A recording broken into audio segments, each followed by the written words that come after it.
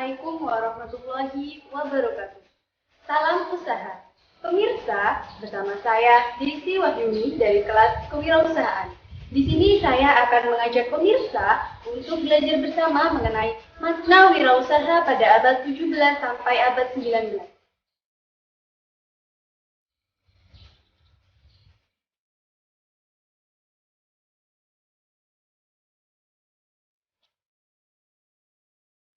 Kewirausahaan atau entrepreneurship berasal dari naluri, ilmiah, kemudian personal. Bahwasannya pada zaman dahulu belum memiliki konsep yang jelas mengenai apa yang dinamakan dengan entrepreneurship ini.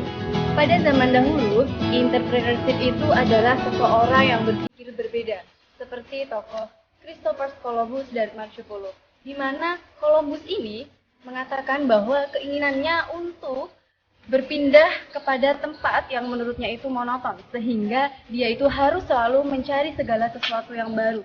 Artinya, sebagai seorang wirausaha itu harus memiliki sikap yang percaya diri, inovatif, kreatif, dan mampu membaca peluang dalam menjalankan kegiatan usahanya. Pada masa ini, James Watt telah merubah dari era pertanian menuju era industri, di mana Alexander Graham Bell telah mendorongnya ke sektor telekomunikasi setelah ditemukannya telepon.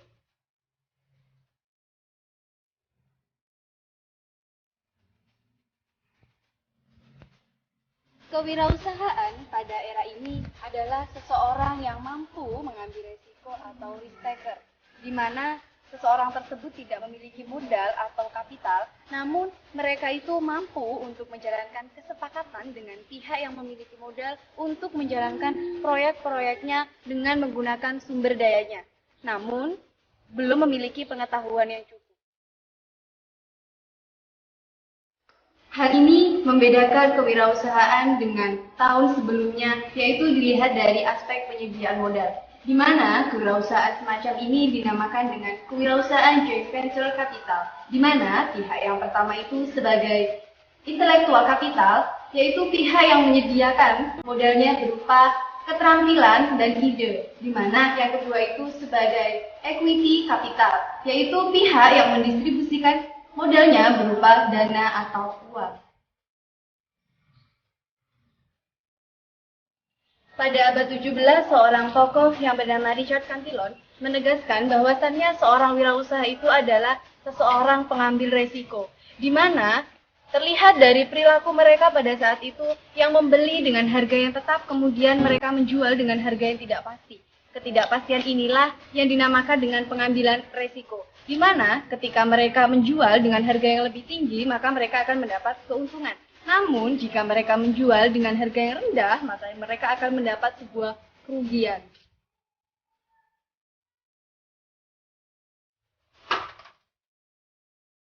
Selanjutnya, pada abad yang ke-18, seorang wirausaha itu tidak diletakkan pada orang yang memiliki modal, tetapi diletakkan pada orang yang membutuhkan modal, di mana kebutuhan dana ini digunakan untuk mengembangkan dan mewujudkan inovasinya. Hal ini terjadi perbedaan antara seseorang yang memiliki modal dengan seorang wirausaha yang sebagai penemu. Artinya, bahwasannya seorang wirausaha itu harus memiliki hasil inovasi, kemudian mereka akan menjalankan bisnisnya menggunakan dana dari pihak lain. Contohnya itu seperti penemuan bola bohlam listrik oleh Thomas Edison, di mana bisnis bidang kelistrikan ini dikembangkan oleh Edison dengan mendirikan General Electric atau GE, di mana dananya itu diperoleh dari pihak-pihak luar. Kemudian saat ini General Electric sendiri sudah berkembang di seluruh dunia termasuk negara Amerika.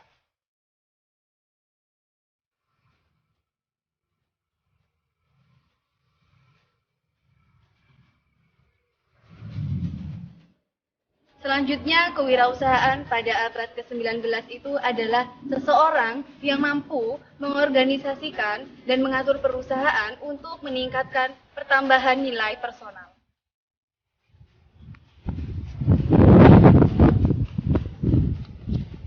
Jadi, kesimpulan dari makna wirausaha dari abad 17 sampai dengan abad 19 itu adalah seorang wirausaha itu orang yang mampu menjalankan kegiatan operasional perusahaan dan mampu untuk mengambil resiko-resiko di mana penyediaan dana juga diperoleh dari pihak luar. Cukup sekian dari saya, semoga bermanfaat. Di sini saya ada satu pesan untuk pemirsa, bahwasannya perubahan itu adalah proses ilmiah, di mana mereka-mereka yang hanya melihat hari ini dan kemarin, maka mereka akan kehilangan masa depan. Saya akhiri, wassalamualaikum warahmatullahi wabarakatuh.